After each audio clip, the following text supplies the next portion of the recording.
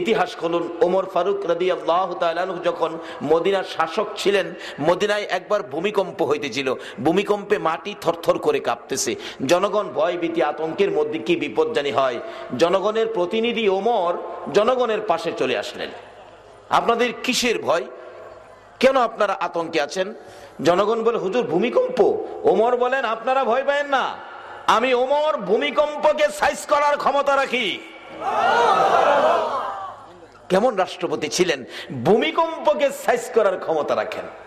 আর আমরা দেশের রাষ্ট্রপতি হইয়া বইরিছে চাউলের দাম কমাইবার ক্ষমতা রাখে না, তেলের দাম তো কই না, ডাইল খাওয়া ছাইরেই দিছি।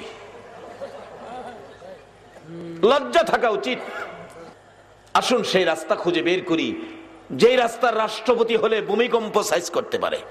ওমর ভূমিকম্পের বিরুদ্ধে ঘর থেকে লাঠি নিয়ে বেরিয়েছে, মাটিতে আঘাত করতেছে। এই মদিনার মাটি কি পাইছিস, ভূমিকম্পের নাম দিয়ে নড়াচড়িটা করবি? থাম থাম বলছি, নড়তে পারবি না। ভূমিকম্প থেমে গেল। অবশেষে ওমর ফারুক রাদিয়াল্লাহু তাআলা আনহু বলতেছেন, এরে মদিনার মাটি, তুই যে ভূমিকম্পের নাম দিয়ে নড়াচড়িটা করলি, তোর কি লজ্জা করলো না? তুই কি জানোস না এই মাটিতে যে আমার রাসূল ঘুমিয়েছে? ওমরের চাবুকের আঘাতে মদিনার মাটি এমন ভাবে খামোশ হয়েছে, কিয়ামত পর্যন্ত মদিনায় আর ভূমিকম্প হবে না। যে নবীর উম্মত ভূমিকম্প থামিয়ে দিতে পারে, সে ওমর যেই কালিমা পড়েছে, আমরাও ঠিক একটা অক্ষরও বেশকম নাই। বেশকম থাকলে চরিত্রের মধ্যে কিছু বেশকম আছে। ওমর কালিমাটা পড়ে ভেজাল করে নাই, আমরা কালিমা ধরে ভেজাল সারি নাই। বাবারে, কিভাবে এই দেহ থেকে ভেজাল দূর করা যায়, কিভাবে সেই গর্জিয়াস উম্মত হওয়া যায়, সেজন্যই তো আজকের এই মাহফিল। যাই হোক, বলতেছিলাম, যেই কালিমাওয়ালা, যেই নবীর উম্মত ভূমিকম্প থামিয়ে দিতে পারে, অন্তত পক্ষে এই কালিমাটার ইজ্জত রাখতে যায়া শেষবারের মতো গর্জিয়াস কণ্ঠে সকলে মিলে আবারও বলুন আলহামদুলিল্লাহ। আচ্ছা, আপনার এই কণ্ঠ আওয়াজটা কি আগের সমান না বড় হইছে? তাহলে বোঝা গেল আমরা বুঝ আছে, লাইন পাইতেছি না। একটু বুঝাইলেই মাশাআল্লাহ, কি গান লাইন পাইতেছি না। আমাদের জন্য দুইটা লাইন টার্গেট করা আছে, দুইটা লাইন। একটা লাইন হলো কোরআন, আর একটা লাইন হলো হাদিস। এই দুইটা লাইন যদি আমরা ধরতে পারি, আল্লাহর কসম বিশ্বজুড়ে বিজয় হবে মুসলমানদের। কিন্তু এই লাইনে না আসা পর্যন্ত বিজয়ের আশা করেন না। আমি আপনাদের কাছে জানতে চাই, এত গর্জিয়াস করে আপনারা কার শুকর আদায় করলেন? কোন আল্লাহ চিনছেন তো? ওই যার জমিনে থাকেন। কেন শুকর আদায় করবেন না? আজকে যারা এই মাহফিলে আসছেন, কোরআন হাদিসের আলোচনা শুনবেন কোরআনের পক্ষে, আল্লাহ পাক এই মাহফিলে কোরআনের পক্ষে আসার কারণে আল্লাহ পাক ফেরেশতাদেরকে ডেকে ডেকে বলতেছেন, ফেরেশতারা এই মানুষগুলি কই যাইতেছে? যদিও আল্লাহ জানে, তারপরও জিগায় কই যাইতেছে। ফেরেশতারা বলেন, আল্লাহ এ তো ভাউনি মোল্লাবাড়ি জামে মসজিদ কমিটি কর্তৃক আয়োজিত মাহফিলে কোরআন হাদিসের আলোচনা শোনার জন্য তারা যাইতেছে। আল্লাহ বলেন, শোনো, তোমরা সাক্ষী থাকো, কোরআনের পক্ষে আমার যে বান্দাগুলো ঘর ছেড়ে, বাড়ি ছেড়ে, বিবি বাচ্চা, ভাই বোনের মায়া ছেড়ে কোরআনের পক্ষে বেরিয়ে গেল, সামনের পাওটা যে বাড়াইছে, পিছের পাওটা উঠাইবার আগে আগে আমি আল্লাহ তাদেরকে মাফ করে দিলাম। এখন প্রশ্ন আসবে, হুজুর মাফ যে করে দিল, এটার প্রমাণ কি? এমন তো হগল হুজুররাই কয় মাফ করে দিল, মাফ করে দিল। আমরা মাফ পাইলাম কিনা এটা আমরা কিভাবে বুঝবো? বাবারা, ভাইয়েরা, মিথ্যা কথা বলবেন না। যদি মাফ পেয়ে থাকেন আপনারা নিজেরাই বুঝবেন, আমার বলতে হবে না। আপনারা মাফ পাইছেন কিনা কিন্তু সত্য কথাটা বললেন। যদি এই ঘোষণায় কোরআনের পক্ষে আসার কারণে আপনারা মাফ পেয়ে থাকেন, কিছুক্ষণ আলোচনা শোনার মনে একটা আগ্রহ আসবে। যদি মাপ পেয়ে থাকেন, মিথ্যা কথা কেন না, আপনাদের কি আগ্রহ আছে? তাহলে নিশ্চিত হন মাপ পেয়ে গেছে। হয়তো অনেকে মনে মনে বলে, হুজুর আমরা তো মাপ চাই নাই। এও কথা, আমরা মাপ চাই নাই, মাপ পেয়ে গেলাম। কিন্তু এইভাবে কি অন্য অন্য নবী রাসূলের উম্মতেরা কি পাইতেন? না, অন্য অন্য নবী রাসূলের উম্মতেরা এই সুযোগ পাইতেন না। আমরা এই সুযোগ পাওয়ার কারণ, আমার নবীর জীবনী 63 বছর জিন্দেগি, আমার নবী উম্মতের ব্যথায় এত ব্যতীত ছিলেন। আমার নবী জীবনে কোনো দিন রাত্র ভরে ঘুমায় না, জীবনে কোনো দিন আমার নবী পেট ভরে খানা খায় না। প্রশ্ন করলে নবী জবাব দিতেন, ও আয়েশা আমি পেট ভরে খানা খাবো, আমার সমস্ত পৃথিবীর উম্মতেরা পেট ভরে খানা খাইতে পারছে কিনা আমি তো জানি না। এই নবীর আদর্শে আসো, তাহলে রাষ্ট্রপতির কথা ভূমিকম্পে শুনবে। আজকে বাংলাদেশে গ্রাম অঞ্চলে কত মায়ের সন্তান দুপুরে খায় নাই, রাত্রে মায়ের গলায় ধরে কান্দে, মাগো খাবারের ব্যবস্থা হয় নাই। কত মা বাচ্চা বুকে নিয়ে না খায়া বাচ্চাদেরকে ঘুম পাড়ায়। যাদের আমলে এদেশের মানুষ না খায়া ঘুমায়, তোমাদের জবাব দিতে হবে হাসরের কোর্টে, একজনের রেহাই পাবে না।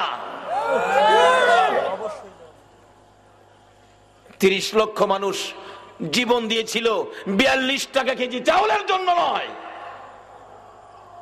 আল্লাহ তাদেরকে বুঝ দেখ, সকলে বলুন আমিন। বাবার আসুন আমরা একটা রাস্তা খুঁজি, কোন রাস্তার মধ্যে শান্তি। দুইটা রাস্তা আমাদের দেওয়া হয়েছে, একটা হলো কোরআন, আরেকটা হলো হাদিস। কোরআনের পক্ষে যদি আপনি বেরিয়ে যান, কোরআনের পক্ষে আপনার বাজেট কত সুন্দর দেখেন। বলতেছিলাম আমার নবী আরেকটা পক্ষ নিয়ে আল্লাহর দরবারে কান্নাকাটি করেছেন, আমার উম্মতকে মাফ করে দেন। মা আয়েশা সিদ্দিকা বলেন, আমি দেখেছি আমার নবী উম্মতের গুনাহ মাফ করার জন্য রাত্র ভরে নবী ঘুমায় না, একটু সময় ঘুমাইয়া বাকি সময় সেজদায় পড়ে উম্মতি উম্মতি বলে নবী কান্দে। আমার নবী ঘুম থেকে উঠে মাঝে মাঝে দেখেছি সেজদায় পড়ে কান্দে, কোন সময় দেখেছি নবী অল্প সময় ঘুমাইয়া ঘুম থেকে উঠে গেলে নবীজির সুন্দর চেহারা মুবারকে খেজুর পাতার চাটার দাগগুলো বেশি থাকে।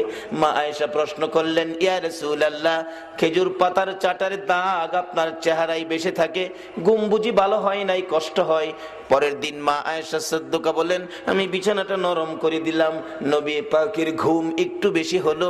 ঘুম থেকে উঠে আমার নবী ডাকতেছেন, রে আয়েশা বিছানা নরম করে দিয়েছো, আমি নবীর ঘুম বেশি হয়ে গেছে, রে আয়েশা নিষেধ করি রে আয়েশা, আর কোনদিন আমার বিছানা নরম করে দিও না। আরামের বিছানা পাইয়া আমি নবী যদি সারা রাত ঘুমাইয়া থাকি, কোন সময় রে আমার গুনাহগার উম্মতের নাজাতের কান্না কাঁদবো। সে নবীর আদর্শ আজকে নাই। উচ্চ শিক্ষা হইলেই বড় বড় অফিস আদালত খুলে, এটা বলে ভদ্রতা। অফিসের সামনে good morning sir, good night sir. Good morning good night যে মুসলমানের মুখ থেকে আসে, এর চেয়ে লজ্জার আর কিছু নাই। যেই জাতি গুড মর্নিং গুড নাইট ব্যবহার করে, তাকিয়ে দেখো তারা আজকে ইরাকের জমিনে এসে আমাদের মুসলমান মা বোনদেরকে আবু গারিব কারাগারে বন্দী করে নির্যাতন করতেছে। আসো সেই নবীর আদর্শ ধরি। একজন আরেকজনকে দেখলে বলুন নবীর আদর্শে কি ব্যবহার করতে হবে? সালাম। সালাম দিল আপনাকে, জবাব দিলেন আপনি, এর মধ্যে আদান প্রদান কি হলো? আল্লাহ আপনার উপর রহমত বর্ষিত করুক, আপনিও বললেন আপনার উপর রহমত বর্ষিত করুক। এই ব্যবহার দিয়ে ইয়াসরিব নামের পাথর আর বালুর দেশ আজকে সোনার মদিনা হয়ে গেছে। আজকে সোনার বাংলা নাম দিয়ে পারলাম না এই সোনার মানুষ এই দেশে করতে। আসুন বাবারা, ওয়াজ বেশি লাগে না, 2-4টা কথা বাড়িতে নেন, জ্ঞানী সমাজ কাজ হয়ে যাবে। যাই হোক, বলতেছিলাম আজকে কেন আমরা এত সহজে মাপ পেয়ে গেলাম? আমাদের মাপের জন্য নবী কত কষ্ট, কত কান্দা আপনার আমার জন্য। মা আয়েশা সিদ্দিকা বলেন, শুধু এটাই শেষ নয়, আমার নবী গোসল করে হুজরায় ঢুকলে অনুমতি চাইলাম তোল মালিশ করে দেওয়ার জন্য। অনুমতি পাইয়া তোল মালিশ করার জন্য যাইয়া দেখি আমার নবীর সুন্দর চেহারায় রে কালো কালো দাগ চামড়ার ভিতরে লেগে আছে। প্রশ্ন করে বসলাম, ইয়া রাসূলুল্লাহ, আপনার চেহারা এত সুন্দর, কালো কালো দাগগুলো কিসের, কোত্থেকে আসলো, কিভাবে হলো? মা আয়েশা সিদ্দিকার প্রশ্নের জবাবে আমার নবী 2টা চোখের পানি গাল বেবে ছেড়ে দিলেন। রে আয়েশা, এই দাগের কথা জিজ্ঞাসা রে, আমি নবীর কলিজা মানে না। প্রশ্ন যখন করেছো জবাব দিব রে আয়েশা। এই দাগগুলো হলো তায়েবের জমিনের যুবকদের পাথরের আঘাতের দাগ। আয়েশা রে, বিনা অপরাধে, বিনা দোষে, বিনা কারণে তায়েবের যুবকেরা আমাকে মারতে মারতে একবার নয়, দুইবার নয়, আমারে 3 বার করে বেহুশ করেছে রে আয়েশা। আমি নবী রক্তাক্ত অবস্থায় রক্ত মাখা 2টা হাত বাড়াইয়া অনুরোধ করে বলেছিলাম, যুবকেরা রে, আমারে কোন অপরাধে মারলি, আমারে কোন কারণে মারলি, এত মায়ের আমারে মারলি, তোদেরকে একটু মায়া হলো না? তোরা কি জানোস না রে, আমার মা নাই, আমার বাবা নাই। কোনো কথাই তারা শুনলো না। মারতে মারতে আমাকে 3 বার করে বেহুশ করেছে। ওই তায়েবের জমিনের যুবকদের পাথরের আঘাতের দাগ আমি নবীর চেহারায় লেগে আছে। মা আয়েশা সিদ্দিকা বলেন, ইয়া রাসূলুল্লাহ, এই দাগগুলো যদি তায়েবের জমিনের যুবকদের পাথরের আঘাতের হয়, দাগগুলো দেখলে আমার কষ্ট হবে, আমার ব্যথা হবে। হুজুর, আমি জানি আপনার দোয়া আমার আল্লাহ কবুল করেন, একটু দোয়া করে দেন, আল্লাহ যেন দাগগুলো পরিষ্কার করে দেয়। আমার নবী কান্দে রে আয়েশা, না রে না, এই দাগ আমি দোয়া করে পরিষ্কার করব না রে আয়েশা। হাসরের জমিন যেদিন কায়েম হবে, আদাত উপরে যেদিন সূর্য নেমে আসবে, সূর্যের তাপে মাথার সার ফেটে যাবে, মাথার মগজ গলে গলে নাকে কানে মুখে দিয়া বাহির হবে। ওই দিন আমার উম্মতেরা রে আয়েশা গুনার বোঝা মাথায় লইয়া পাগলের মতো দৌড়াবে, এতিমের মতো কাঁদবে, আর চিৎকার মেরে ডাকবে, নবী কই গো, নবী কই। ওই ডাকগুলি শুনে আমি নবীর কলিজা মানবে না, আমি কিছুই যখন পাবো না, তাইবের জমিনের পাথরের এক একটা দাগের বিনিময় আমি নবী কোটি কোটি গুনাহগার উম্মতের নাজাতের দাবি করব। আমার আল্লাহ বলেন, বন্ধু গো, তাইবের জমিনের পাথরের আঘাতের দাগ উম্মতের নাজাতের জন্য রেখে দিলা। ও বন্ধু, আমি তোমারে কত মায়া করি, কত আদর করি, কত ভালোবাসি। তোমার 63 বছর জিন্দেগির মধ্যে কোনদিন তোমার চেহারায় একটা মশা মাছি বসতে দেই নাই, একটা পোকা মাকড় কামড় দিতে দেই নাই। ওই চেহারায় পাথরের আঘাতের দাগ উম্মতের নাজাতের জন্য রেখে দিলা গো বন্ধু। যাও, কথা দিলাম, তোমার উম্মত যারা হবে, তোমার আদর্শের মালা যারা গড়াই পড়বে, তোমার তরিকায় যারা চলবে গো বন্ধু, তোমার উম্মত যারা হবে, যাও, আমি আল্লাহ কথা দিলাম, তাদের মাপ চাইতে হবে না। একটু সুযোগ যদি আমি আল্লাহ পাই, তোমার উম্মতের, তোমার ওই কষ্টের বিনিময় তাদেরকে আমি আল্লাহ মাফ করে দিব। যেই নবীর উম্মতের এত সহজে মাফ করে দেন, আজকে সেই মাপের মূল অবস্থানটা হলো আজকের মাহফিল। যেই মাহফিলে আসার কারণে কোরআনের পক্ষে আল্লাহ আপনাকে আমাকে মাফ করে দিলেন। আজকে সেই নবীর আদর্শ, সেই পথটা কিভাবে ধরতে পারি। যাই হোক, মাপের রাস্তাটা হলো কোরআনের পক্ষ, মাপের রাস্তাটা হলো কোরআনের পক্ষ। সেই কোরআনের পক্ষে যারা বসছেন, আসছেন, মাপ সহজ, আরো সহজ। বাস্তব একটি ঘটনা বললেই আপনাদের বুঝে আসবে, যেটা ভারতবর্ষের ইতিহাস। এক কোরআন পড়নেওয়ালা কেরাসিনের বাতি দিয়ে কোরআন শরীফ পড়তেন। এক কোরআন পড়নেওয়ালা কোরআন শরীফ পড়তেছে, পড়তে পড়তে হারিকেনটা আস্তে করে নিভে গেল। হারিকেনে ধরে দেখে কেরাসিন নাই। ওই কোরআন পড়নেওয়ালা পকেটে হাত দিয়া দেখে টাকাও নাই। আফসোস করতেছে, আহ আল্লাহ, এত গরিব আমারে বানাইলা, কোরআন শরীফ পড়বো, আমার কেরাসিন নাই, টাকা নাই, এত গরিব আমারে কেন বানাইছো? এত দুনিয়াতে গেলে গেই ভালো ছিল। দুঃখে কাঁদতেছে ওই কোরআন পড়নেওয়ালা। রাস্তা দিয়ে যাইতেছিল এক বড় লোকের ছেলে। হ্যাঁ, শুনে একটা বাচ্চার কান্না অন্ধকার ঘরে, ভারতবর্ষের ইতিহাস বলছি। দরজায় ধাক্কা দিলে বাচ্চাটা দরজা খুলে দিল। বাবা অন্ধকারে বসে কাঁদতো, কি ব্যথা, কি দুঃখ। চাচা, আমি দেখেন এই যে কোরআন শরীফ, কোরআন পড়বো, আমার কেরাসিন নাই, আমার পকেটে পয়সা নাই, আল্লাহ আমারে কেন এত গরিব বানাইলো, দুঃখে কান্দি। ওই যুবকটার অভ্যাস ছিল ইতিহাস লেখে মদ খাইতো। কিছুক্ষণ চুপ করে থেকে, আমি কত বিষয়ের মদ খাই, তুই কোরআন পড়বি, পয়সা নাই, কেরাসিন নাই। এই বাবু শোনো, আর কাইন্দ না, আমি অনেক পয়সার মদ খাইতাম, আজ থেকে আমি আর মদ খাবো না। কোরআন কি করে দেখেন না আপনারা? কোরআনের পক্ষে সামনের পাও বাড়াইলেন, পিছের পাও উঠাইবার আগে মাফ। আর কোরআনের কাজেই হলো মানুষকে মাফ করায় দেওয়া। বাবু কান্দিস না, আমি আর মদ খাবো না। যতদিন বেঁচে থাকি তোকে কোরআন শরীফ পড়ার জন্য আমি কেরোসিন কিনে দেব। দোকানদারকে জাগাইলেন ঘুম থেকে, বাড়ির কাছাকাছি দোকান। এই দোকানদার ওঠ, বড় লোকের ছেলের ডাক, দোকানদার তো উঠছে, আরো খায় মদ, মেজাজ টেজাজ তো সুবিধা না, বুঝেন না? কি ব্যাপার ভাইজান, এত রাত্রে আমারে জাগাইলেন, তুই কেরোসিন বেচস? হ্যাঁ বেশি তো, আমারে 1 টিন কেরোসিন দে। দোকানদার মনে মনে কয় এতদিন খাই তো হেইতা, হনকে আবার এইটা ধরছে নি, কেরোসিন দিয়ে কি করবো বুঝি না, বয়ে আবার কয়ও না, সাহস করে কয়েই ফেলাইছে। ভাইজান কেরোসিন কি করতেন? আপনার তো কেরোসিনের কোনো দরকার মনে করি না। কই কথা বাড়াইস না, কেরোসিনে 1 টিন দে। 1 টিন কেরোসিন নিয়ে বলতেছে দাম কত? হাই মনে মনে কয় দামও দিব? আমরা দেশে এমন সোনার বাংলায় এমন সোনার সন্তান আছে না, দোকানের জিনিস নিয়ে দাম দেয় না।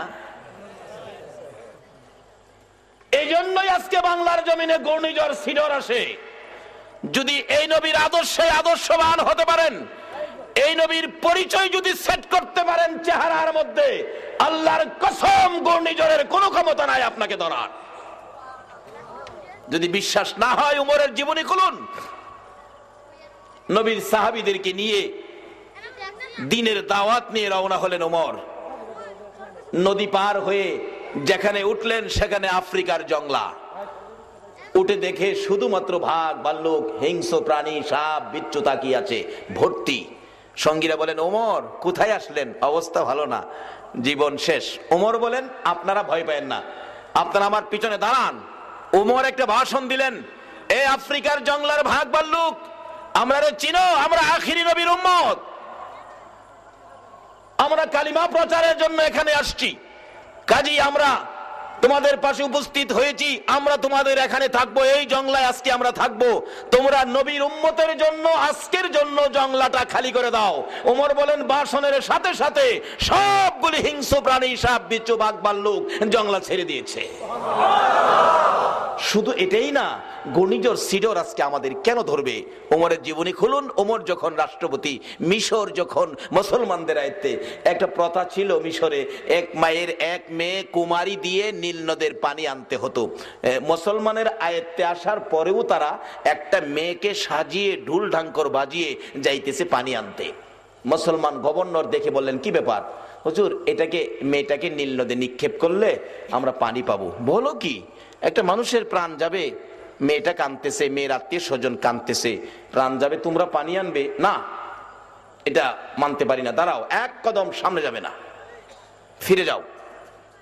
নীল নদে কুমারী নিয়ে পানি দিবে, এত বড় সাহস নীল নদে কই পাইল? যাও, ফিরে যাও, দেওয়া হবে না। যার মেয়েটা বেঁচে গেল, মা বাবা খুশি, এই গভর্নরের উসিলায় আমার মেয়েটা বেঁচে গেল।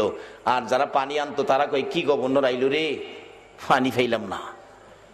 চিঠি লিখছে মদিনায়, আমিরুল মুমিনিন, মিশরে এই প্রথা চলতেছিল, আমি বাধা দিলাম, গভর্নরের চিঠি। ওমর বলেন যা করেছো ঠিক করেছো, দাঁড়াও আমি নীল নদের কাছে চিঠি পাঠাচ্ছি।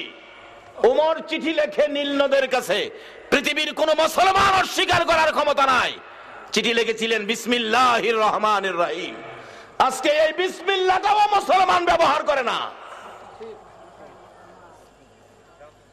শান্তি কোত্থেকে আসবে? শান্তির দরজা তো বন্ধ করে রাখছি।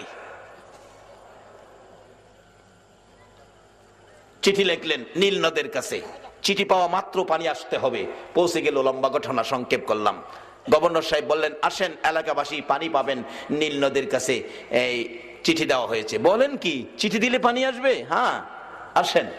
এই নবীর পরিচয় সেট করেন দেহের মধ্যে, নবীর আদর্শ সেট করেন দেহের মধ্যে। ওমর চিঠি লিখলেন, চিঠি নীল নদের কাছে নিক্ষেপ করতে দেরি, নীল নদ থেকে জোয়ারের পানি আসতে দেরি হলো না। আজকে সেই নবীর উম্মতের ঘূর্ণিঝড় সিডরে মারে, কত লজ্জার কথা। আসুন বাবারা ভাইরা, রাস্তাটা খুঁজে বের করি, আল্লাহ যদি তৌফিক দেন বের করব, সকলে বলুন আমিন। যাই হোক, বলতেছিলাম আমাদের সেই কোরআনের পক্ষে ওই 1 টিন কেরোসিন নিয়ে বলতেছেন দাম কত? দোকানদার কই দাম দিবেন? কই হ্যাঁ দিমু। দাম টাকা দিলেন। দোকানদার বলতেছে আশ্চর্য, এতদিন তো এরকম আচার আচরণ দেখি না, আজকে আচার আচরণ পরিবর্তন। আসলে পরিবর্তন হলো কিসের উসিলায়? মাশাআল্লাহ, এই তো বুঝে ফেলছেন। কিসের পরশে গিয়ে পরিবর্তন? আজকে কারা সেই কোরআনের পরশে বসেছেন, কারা সেই কোরআনের আলোচনার আয়োজন করেছেন? নিশ্চয়ই আপনারা যেদিন মায়ের পেটে ছিলেন, মা বুঝি আপনারা পেটে থাকাকালীন একদিন হইলেও কোরআন শরীফ পড়ছিল। এমন একটা সমাজ ছিল আমাদের দেশে। আমাদের মা চাষিদেরকেই দেখছি ফজরের আজান দিলে ঘুম থেকে উঠে উড়ান বাড়ি ঝাড়ু দিছে, রাস্তায় মানুষ বাহির হওয়ার আগে আগে রাস্তাটাও ঝাড়ু দিয়ে দিছে। আমার মারে দেখছি রাস্তা ঝাড়ু দেয়। জিজ্ঞেস করলাম, মা রাস্তা ঝাড়ু দাও কি লেগিয়া? বাবারে কত মানুষ চলাফেরা করে, একজন আল্লাহর ওলিও তো রাস্তাটা যাইতে রে, এর লেগে পরিষ্কার করে দিল। পরে দেখলাম উজু করে ফজরের নামাজ পড়ছে, সূরা ইয়াসিন, সূরা রহমান তেলাওয়াত করে রান্নাঘরে রান্না করতে গেছে। ওই তাফসীর গুলো যেই সন্তানের কাছে আছে তারাই তো কোরআনের পক্ষে বসে। এখন তো আর এই তাফসীর নাই, শুধু টিভি আর টিভি। এই তাফসীরের সন্তানগুলো রাস্তায় ময় মুরব্বি দেখলে সালাম দিত, না জানি বেয়াদবি হয় রাস্তার কিনারে দাঁড়িয়ে যাইতো। এখন পিচ্চি পিচ্চি ফুলাভান গানও টান মাইরা বইতা হে। বাবারে আসুন সমাজ পরিবর্তন করি। কি দিয়ে করবেন? আসুন কোরআনের পরশে। বলতেছিলাম কোরআন কি করে দেখেন। যুবক এক টিন কেরোসিন টাকা দিয়ে বলতেছেন, দোকানদার এই কেরোসিনের টিনটা আমার মাথায় দে। দোকানদার বলেন, আশ্চর্য হলাম, জীবনে কোনোদিন একটা পলিথিন ব্যাগ হাতে নিতে দেখি নাই। ভাইজান আজকে কারণ কি কেরোসিনের টিন মাথায় নেবেন? কেরোসিন মাথায় লইয়া কই যাবেন, কারণ কি বুঝতে পারলাম না। যুবক দুইটা চোখের পানি জর্জর করে ছেড়ে দিলেন। ও দোকানদার কথা বাড়াইস না রে, দে কেরোসিনের টিন আমার মাথায় দে। জীবনে বহু পাপ করেছি, দেখি আমার আল্লাহ নি আজকে মাফ করে দেয়। দোকানদার কেরোসিনের টিন মাথায় দিয়ে তাকিয়ে আছে। কই যা রাত্রের বেলা? যাইতে যাইতে যাইতে যাইতে ওই কোরআন পড়নেওয়ালার ঘরের দরজায়, বাবা দরজা খুলো, দরজা খুলো, দরজা খুলে দিল। এই লও এক টিন কেরোসিন তোমাকে দিয়ে গেলাম, কথা দিলাম রে জীবনে আর মদ খাবো না। যতদিন বেঁচে থাকি কোরআন শরীফ পড়ার জন্য আমি কেরোসিন তোকে কিনে দিব। এই কেরোসিন শেষ হইলেই আমারে জানাবি।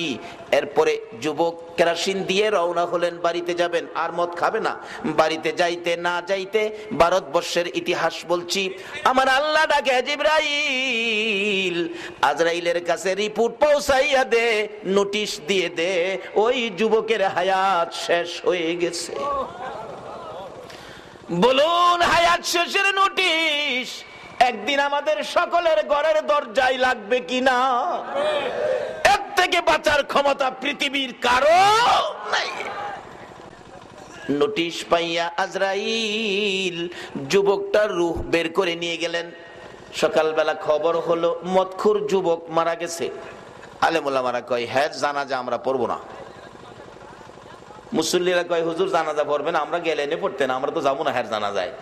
গোসুল যে করাই তো, হ্যাঁ সকালবেলা গ্যারাম সাইরা দিছে, মদখুরে গোসুল করাবো। সম্মিলিত কবরস্থান কমিটি বলতেছেন, আমাদের সম্মিলিত কবরস্থানে এই মদখুরের লাশ দাফন করতে দেওয়া হবে না। আত্মীয় স্বজনরা কি করবে? গোসল ছাড়া, কাফন ছাড়া, দাফন ছাড়া জংলায় নিয়ে ফেলে দিল, যাতে শিয়াল টিয়ালে খেয়ে ফেলে। একদিন এক রাত, দুই দিন দুই রাত, তিন দিন তিন রাত যেদিন চলে যায়, ওই ছেলেটা যে মাদ্রাসায় পড়তো, ওই মাদ্রাসার তিনজন শিক্ষক একই সময় একই অবস্থায় স্বপ্নে দেখে কে যেন লাশটা দেখায়া দেখায়া বলতেছে, এই লাশটাকে নিয়ে তোমরা কাফন দাফন করো। বাবারে কোন কোরআনের পক্ষে আজকে বাড়ি ছেড়ে বসে আছেন? সকালবেলা ছোট হুজুর মেজু হুজুরকে বললেন, হুজুর স্বপ্নে দেখলাম, ঘটনাটা কি? মেজু হুজুর কয়, আমিও তো এই স্বপ্নটা দেখলাম হুবহুব। চলেন বড় হুজুরের কাছে। বড় হুজুর স্বপ্নে দেখলাম ঘটনা এই, ব্যাপারটা কি? বড় হুজুর বলেন, আপনারা যা দেখছেন আমিও তাই দেখছি, চলুন তো দেখি জংলায় যাই। জংলায় যায় দেখে 3 দিন 3 রাতের লাশ পড়ে আছে, একটা মাছিও বসে না। আজকে আপনারা কোন কোরআনের পক্ষে বসেছেন? এই কোরআন যেদিন জাবালে নূর পাহাড়ের চূড়ায় নাজিল হবে, নবী যেদিন এই কোরআনের জন্য অপেক্ষায়, মা খাদিজা বলেন আমি 2টা রুটি 1 মশক পানি নিয়ে যায় দেখি নবী একবারে দুর্বল কাতর, চোখ খুলে না। মা খাদিজা নবীজির পাও মোবারকের পাশে দাঁড়ায়া দাঁড়ায়া কান্দে, মাবুদ মাবুদ রে, না জানি তোমার বন্ধু দুনিয়ার থেকে বিদায় হয়ে গেল। এই ব্যথায় মা খাদিজা কাঁদতেছিলেন। আমার নবী চোখ খুলে খাদিজার মুখের দিকে তাকাইয়া মুস্কি মুস্কি হাসতেছিলেন। খাদিজা বলেন, ইয়া রাসূলুল্লাহ, আমি আপনার ব্যথায় কান্দি আর আপনি হাসেন কারণ কি? আমার নবী বলেন, খাদিজা রে, আমি কোরআনের জন্য বসে আছি জাবালে নূর পাহাড়ে, আর তুমি কোরআনের খেদমতে নবীর ভালোবাসায় 2টা রুটি 1 মশক পানি লইয়া এই পাহাড়ের চূড়ায় আসার কারণে রে এখন জিবরাইল আমার কানে খবর দিল আমার আল্লাহ তোমার এই কষ্টের বাজেট কোরআনের পক্ষের জন্য দিয়েছে। রে খাদিজা, আমি কেন হাসি শুনো? কষ্ট করে আমি নবীর জন্য কোরআনের পক্ষে 2টা রুটি 1 মশক পানি নিয়ে আসার কারণে রে এখন আমার কানে জিবরাইল খবর দিল আমার আল্লাহ তোমার জান্নাত দান করে দিয়েছে। শুধু জান্নাত নয় রে খাদিজা, আমার আল্লাহ তোরে সালামও জানাইছে। যে কোরআনের পক্ষে একটু কষ্ট করলে মা খাদিজা 2টা রুটি 1 মশক পানি নিয়ে আমার আল্লাহ জান্নাত দেয়, সালাম দেয়। এই কোরআনের পক্ষে কারা বসেছেন? কেমন মায়ের সন্তান আপনারা? কারা গো এই মাহফিলের আয়োজন করেছেন? আপনাদেরকে কেমন মা পেটে রাখছে? নিশ্চয়ই আপনাদের ভাগ্য ভালো। কিভাবে ভালো? বাস্তবে আসুন। তারপরে 3 হুজুর লাশ নিয়ে মাদ্রাসার সামনে গোসল দিয়ে কাফন পরাইয়া ডাক দিলেন, এলাকাবাসী আসেন, বড় হুজুর ডাকতেছে, জানাজা হবে, আপনারা আসেন। বড় হুজুরের ডাক, লোকেরা এসে হাজির। হুজুর কার জানাজা? কাফনের কাপড়টা খুইলা দেখে ওই মদখুর যুবক। হুজুর সর্বনাশ করছেন, সামাজিক ভাবে যাকে বয়কট করা হলো আপনারা সেই যুবকটাকে আনছেন কাফন দাফন করতে, এটা একটা কাজ করলেন। বড় হুজুর বলেন, বাবারে আপনারা যেমন বয়কট করছেন আমিও বয়কট করছি, কিন্তু নিশ্চয়ই তার জীবনে এমন কোন কাজ হয়ে গেছে যার বিনিময় আল্লাহ তাকে মাফ করে দিয়েছে, যেটা আমরা জানি না। বড় হুজুর বলেন, আচ্ছা দেখি একটু পরীক্ষা করে এরকম কোন ঘটনা তার জীবনে কেউ জানে কিনা। উপস্থিত মুসল্লিরা, আপনারা কি তার জীবনে কোনো ভালো কাজ জানেন? কেউ তো জানে না। দোকানদার কইতাছে, হুজুর একদিন আমার কাছ থেকে এই 3 রাত আগে আমার কাছ থেকে 1 টিন কেরোসিন নিছিল আর বলছিল জীবনে বহু পাপ করছি, দেহি এর বিনিময় নি মাফ করে। কই নিছিল তা জানি না। এমনি সময় দেখা যায় জানাজার কাতারের শেষ মাথায় ওই কোরআন পড়নেওয়ালা মাদ্রাসার ছাত্রটা কান্দে। বড় হুজুর ডাকতেছেন, বাবা এদিকে এসো। তুমি কেন কান্দো? এই লোকটা কি তোমার বংশের কেউ? না হুজুর। আত্মীয় স্বজন কেউ? না। রোজিং বাড়ির কেউ? না। তাহলে কেন কান্দো? হুজুর কোরআন শরীফ পড়বো, কেরোসিন ছিল না, বাতি নিভে গিয়েছিল, অন্ধকারে বসে কাঁদতেছিলাম, পকেটে পয়সা নাই, কেরোসিন কেনার মতো আমার ক্ষমতা নাই, দুঃখে কাঁদতেছিলাম, এত গরিব কেন আমার আল্লাহ বানাইলো, কোরআন শরীফ পড়বো আমার কেরোসিন নাই। এই যুবকটা আমাকে ডাক দিল, দরজা খুলে দিলাম, বলতেছে কেন কান্দি বুঝাইলে? লোকটা কিছুক্ষণ চুপ করে থাইকা কয়, বাবা কান্দিস না, জীবনে বহু পয়সার মদ খাইছি রে, আর মদ খাবো না, যতদিন বেঁচে থাকি কোরআনের জন্য কেরোসিন কিনে দিব। এই বলে হুজুর 1 টিন কেরোসিন নিজে মাথায় লইয়া গো আমার ঘরের মধ্যে হাজির হয়ে গেছে। আল্লাহর কসম করে বলি, দেখা যান তার কিনা কেরোসিনের টিন এখনো আমার ঘরের মধ্যে আছে। হুজুর আমি কান্দি, এই যুবকটা যে মৃত্যুবরণ করলো, আমারে আর কেরোসিন কে কি না দিবে সেই দুঃখে আমি কান্দি। বড় হুজুর বলেন, উপস্থিত মুসল্লিরা, মাফের প্রমাণ পেয়ে গেছি। এই বাচ্চাটাকে কোরআন শরীফ পড়ার জন্য কেরোসিন কিনে দিছে আর বলেছে জীবনে মদ খাবে না, যতদিন বেঁচে থাকে কোরআনের পক্ষে থাকবে, কোরআনের জন্য কেরোসিন কিনে দিবে। হয়তো এই 1 টিন কেরোসিন কোরআনের পক্ষে দেওয়ার কারণে আমার আল্লাহ তাকে মাফ করে দিয়েছে। স্বপ্ন যুগে কাফন দাফন জানাজা পড়ার নির্দেশ করেছে, আসুন আমরা জানাজা পড়ি। ছাত্রটা কাঁদতেছে আর ডাকতেছে, হুজুর আমিও একটা স্বপ্নে দেখেছি। আজকে কি স্বপ্ন দেখেছো? হুজুর আজকে রাত্রে আমি স্বপ্নে দেখি এই যুবকটা 1 টিন কেরোসিন মাথায় লইয়া আমার রাসূলের সঙ্গী হইয়া গো আল্লাহর জান্নাতের ভিতরে ঢুকতেছে। বাবারা ভাইরা, কারা এই আয়োজন করেছেন, কারা এই আয়োজনে বসে আছেন, কোরআনের নির্দেশ বোঝা যায় আপনারাও সেই রাসূলের সঙ্গে জান্নাতি হবেন। আল্লাহ তুমি কবুল করো, সকলে বলুন আমিন।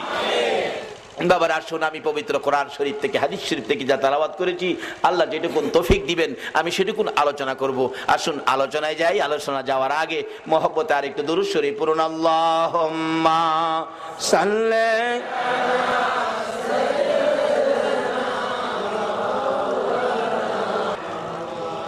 ওয়ালা আলি সাইয়্যিদিনা মা'দ আল্লাহুম্মা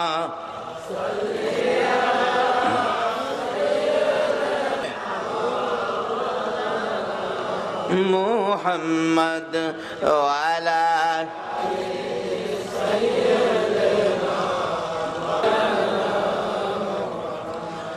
নবীর মায়া ছেড়ে মানুষ কোথায় আছো বুঝি না, তোমার মায়ায় কান্দে নবী, তোমার মায়ায় কান্দে নবী, শুয়ে সোনার মদিনা। আল্লাহুম্মা সাল্লি সাইয়্যিদিনা মাওলানা মুহাম্মদ ওয়ালা আলি সাইয়্যিদিনা। বালাগাল উলা বিকামালিহি কাশাফাদ দুজা বিজামালিহি হাসনাত জামিউ খিসালিহি সাল্লু আলাইহি ওয়া আলিহি। সর্বপ্রথম আমি তেলাওয়াত করেছি কুল্লু নাফসিন যায়িকাতুল মাউত।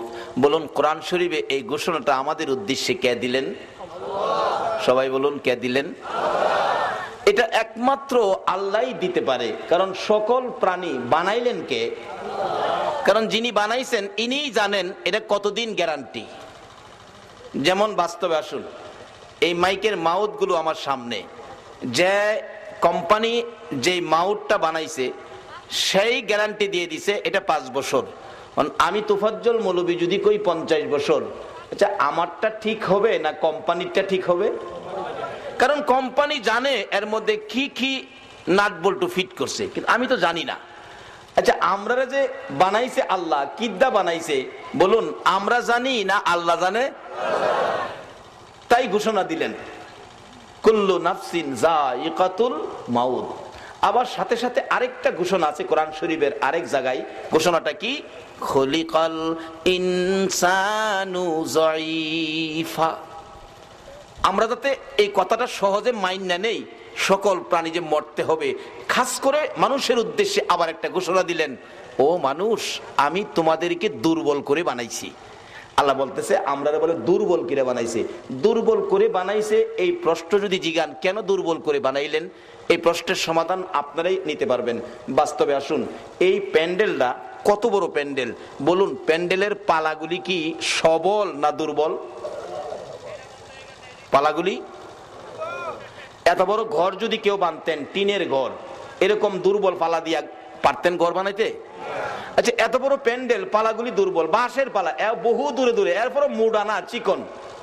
আচ্ছা এত বড় প্যান্ডেলটা এত দুর্বল পালা দিয়া বানাইলো কেন? কারণটা কি? এই তো মাশাআল্লাহ,